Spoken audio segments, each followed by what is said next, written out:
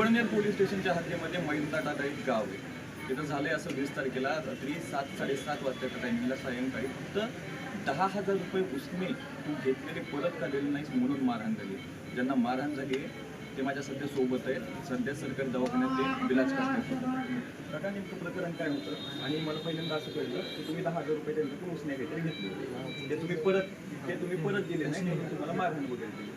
हे सगळे कोण होते, किती जण होते, कधी घडला, कधी ही घटना सगळी घडली आणि खरंच हेच कारण होतं ना?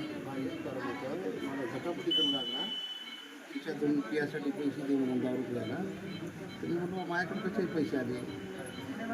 पैसे नाही म्हणलं तर मला म्हणजे सगळे जण आले की 10-11 जणांनी हाणायला सुरू केलं कुऱ्हाडीने. ते 11 जण आम्ही दोघं तुला म्हणजे जीवच मारून टाकू. तुमच्या घरात किती जण आहेत सगळे त्यावेळेस घरात किती जण होते सगळे? आमचं दोन लेडीज आम्ही दोघं वापरले. एक मुलगा पुण्याला असतो. आम्ही दोघं जण भेटतो. आम्ही जेवताना आम्हाला तिथे एक जण जेवत होता, एक जण भाईला थांबता होता. तर मला झटापटी करून माझ्याकडून पैसे मागितले. मला माझ्याकडे कसे पैसे आले तर रोज मला शियागाळी करायची होती. पैसे का देत नाही प्यायला, पैसे का देत नाही प्यायला. असा रोजच मला त्रास त्याचा. तर त्या दिवशी मला मुद्दाम देईल घट उचलून येऊन मला दिवस मारायचा प्रयत्न केला. किती वाजता झालं होतं हे सगळं? 7:30च्या दरम्यान 7:30च्या दरम्यान येऊन मला दिवस मारून टाकून म्हणून अशी मला हे केलं. किती जण होते सगळे? 11 माणसं होते. लहान मुलं पण होते. त्यांचे सगळे सगळं घेत केली. कोणी काठी मारतो, कोणी वार मारतो. म्हणजे कोण कशाने मारायला लागले अंधारात आम्हाला पण हे दिली. हे नाही झालं. कुऱ्हाडीने हाणल्यानं तिकडं माझ्या डोक्याला आणि मंडळीच्या हाताला लागलं. याच्यात तुम्ही गुन्हा दाखल वगैरे करून घेतलाय का? पोलिसांचं काय म्हणणं? पोलिसांनी तर काही ते नुसतं मला विचारत होते पण मला काही सुचीवर नव्हतं.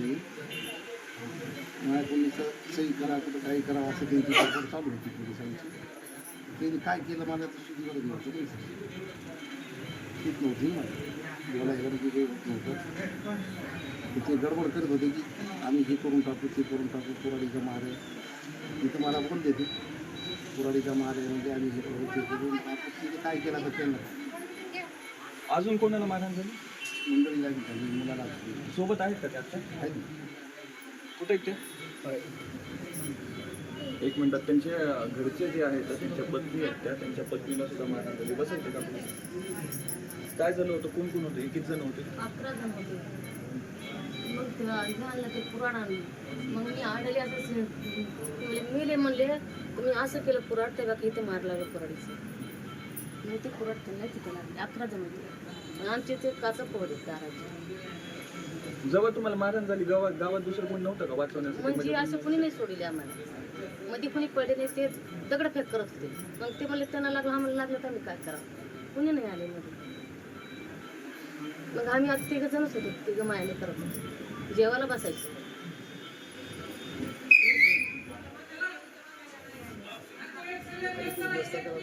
हे नसायचं इथं सध्या लागलेले.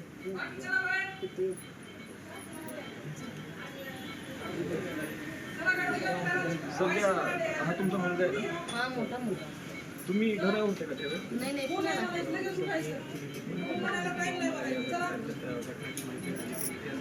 सकाळी आल्यानंतर मी पहिले हॉस्पिटलमध्ये आलो आणि तिथे रिगार्डिंग माहिती मिळाली कशामुळे काय झालं. आणि त्यांचा जो म्हणण्याचं असं होतं की पैसे वगैरे असं म्हणतात की त्यांनी पैशाची मागणी केली होती की राष्ट्रीयसाठी असे पैसे द्यावे पण पप्पांकडे तसं नसल्यामुळे आणि नसल्यामुळे ते मग नंतर जाते दारू आले घरासमोर आले मला पैसे पाहिजे बाहेर आले मला दारू प्यायला पैसे द्या असं करून घरासमोर उभा राहिले असं ती म्हणू लागली की असं आम्हाला आता पप्पांची परिस्थिती कशी बोलण्याची नाही. आता त्यांना टेक्स्ट त्यांना मेंदूला मार लागल्यामुळे थोडंसं म्हणजे डॉक्टरच्या याच्यानुसार ते आता काय बोलतात की त्यांच्याकडून काही जबाबामध्ये काही गोष्टी दरवडल्या. कारण की जेव्हा जबाब घेण्यासाठी पोलीस कॉन्स्टेबल्स आले जे पिंपळनेरचे त्यांनी मॅक्झिमम 3 ते 4 वेळेस आम्हाला डायव्हर्ट केले जबाब घेण्यासाठी. 2 वेळेस खाली गेले, कोणाचे डिस्कशन केलं, खाली गेले, परत आले, खाली गेले. असे इथे कॅमेऱ्यामध्ये कसं जर त्यांच्यासाठी ओपन केलं तर आपण पाहू शकतो ते किती वेळ जबाब घेण्यासाठी आले. असं 10 वेळेस विचारत होते तुमची जर असं तर घेतो नसेल तर असं चाललं. पण पप्पांनी काय त्यांच्या हिशोबाने जबाब घेतला. पण काही गोष्टी त्यांनी याच्यामध्ये नमूद केल्या त्या जबाबमध्ये. पण त्या गोष्टीमध्ये ज्या ज्या गोष्टीच्या जवळमध्ये त्यांनी जो गुन्हा त्यांच्यावर लावायला पाहिजे होता ॲक्च्युअलमध्ये त्यांचे 7च्या हिशोबाने किंवा जे BNC 109 118(2) आता जंभीर दुखापती कुऱ्हाडीने मारहाण झालेले वडिलांना माझ्या, तर त्या हिशोबाने त्यांनी कुठलाच गुन्हा न नोंद करता मग पोलीस प्रशासन काय करतं याच्यामध्ये? मी पोलीस प्रशासन तिथे जे नरवडे साहेब आहेत API त्यांनी या कुठल्याही गोष्टीला मला सपोर्ट नाही केलेला. तिथून माझ्याकडे फोनची रेकॉर्डिंग पण आहे. जर मला पुढे चालवायला लागलं त्यांची उडवडीची आन्सर नाही, मी पोलिसांना विचारून सांगतो, यांना विचारून सांगतो, त्यांना इथल्या मेडिकल ऑफिसरवाल्यांना विचारून सांगतो. ही कुठली पद्धत झाली? जर तुम्ही लोकांचे सर्वंट नाही आहे तर मग कोणाचे आहेत तुम्ही? नेमकं पैसे देणारे लोकांचे आहेत का तुम्ही? जर एवढी मारहाण होऊन तुम्ही जर दुसऱ्यांना काही मारहाण नसल्यामुळे त्यांनी 324 आमच्यावर क्रॉस ॲप्लिकेशन होऊ शकतं, तर एवढी मार लागली डोक्यावर. त्याचे तुम्हाला जे फोटो आहे तुम्ही आता व्हिडिओ बघू शकता. आता ICUमध्ये माझं पेशंट आहे, 3 ते 4 दिवस झालं माझं पेशंट ICUमध्ये आहे. तरी पण मी SP साहेबांनी माननीय SP साहेबांनी माझं जे मी गेलो ॲप्लिकेशन करायला गेलो का सर गुन्हा दाखल केलं, त्यांनी मला पूर्णपणे सहकार्य केलं. मी तेवढं SP साहेबांचा धन्यवाद देतो. आणि बाकीच्या ज्या गोष्टी आहेत जे मला पिंपळनेर पोलीस स्टेशनमधले जे कर्मचारी आहेत त्यांनी मला बिलकुल सपोर्ट नाही केला. त्यांनी ज्या हिशोबाने गुन्हा नोंद करून घ्यायला पाहिजे होता. बाकीची इन्व्हेस्टिगेशन प्रोसेस आहे, मेडिकल रिपोर्ट काय म्हणतो, पण कुठल्या हिशोबाने त्यांनी डिसाईड केलं की 324च झालं आहे म्हणून. हे मला त्याचं त्यांच्याकडे पोलीस स्टेशनवाल्यांकडनं जे API माननीय API त्यांनी मला याचं उत्तर द्यावं.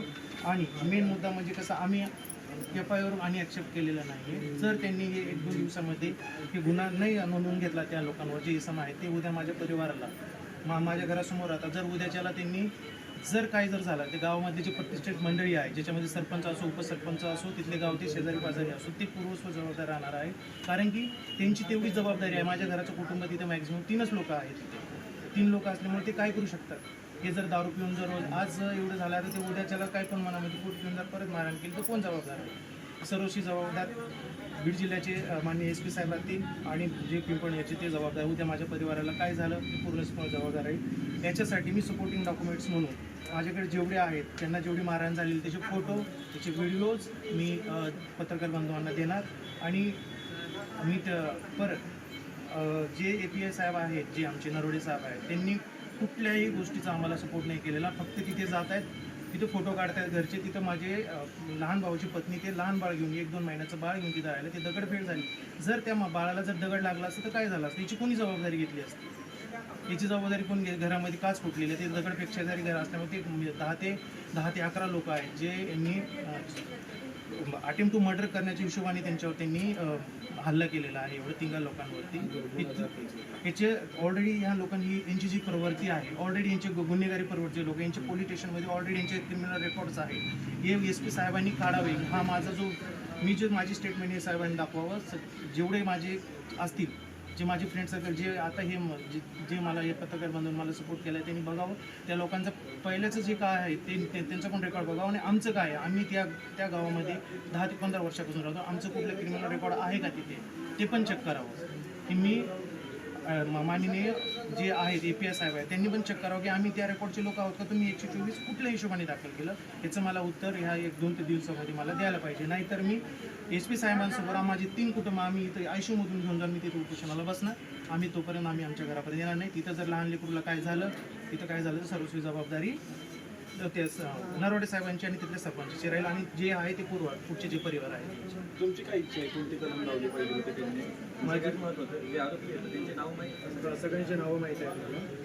कलम कोणतं लावायला पाहिजे होतं? तुमची काय इच्छा होती? माझी इच्छा आहे 109 आणि 118(2) हे कलम त्यांच्यावर ॲज पर BNC नुसार 109 आणि 118(2) हे लावायला पाहिजे होते. त्यांनी एकदम साधे कलम लावलेले आहेत. जे आरोपी आहेत जे मेन आरोपी आहेत जे अंकुश नारायण पवार, नारायण डोंगरा पवार, दीपक लव पवार, जिजाबाई अंकुश पवार, चित्ता लव पवार, संकेताबाई लव पवार, लाडूबाई नारायण पवार, सचिन अंकुश पवार, सुनील अंकुश पवार, लहू नारायण पवार हे या घटनेमध्ये याच्यामध्ये जे चार इसम आहेत जे आरोपी आहेत नारायण अंकुश पवार, सचिन, सुनील, दीपक आणि लहू हे जे 4-5 आरोपी हे मेजर जे हत्यार वगैरे आहे त्यांनी वापरले मारण्यासाठी.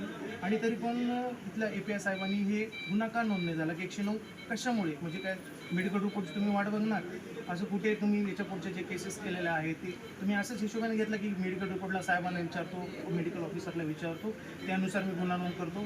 आम्हाला न काय करता आम्हाला FIR न दाखवता आम्ही फक्त सॉफ्ट कॉपी येऊन आम्हाला माहिती पडली की हे गुन्हे आहेत, त्यांनी एकदम सॉफ्ट गुन्हे लावलेले आहेत म्हणून. तर माझी जर ते साहेबांनी जर API साहेबांनी आज किंवा उद्यामध्ये गुन्हा जर वाढून नाही दिला तर मी परत SP साहेबांकडे बसून त्या गोष्टीची चर्चा करून परत आम्ही तिथे उपोषणाला बसू. माझे सगळं परिवार घेऊन आमचं सर नाहीतर लागलं तर आम्ही जिल्हाधिकारी साहेबांच्या समोर जाऊन बसू.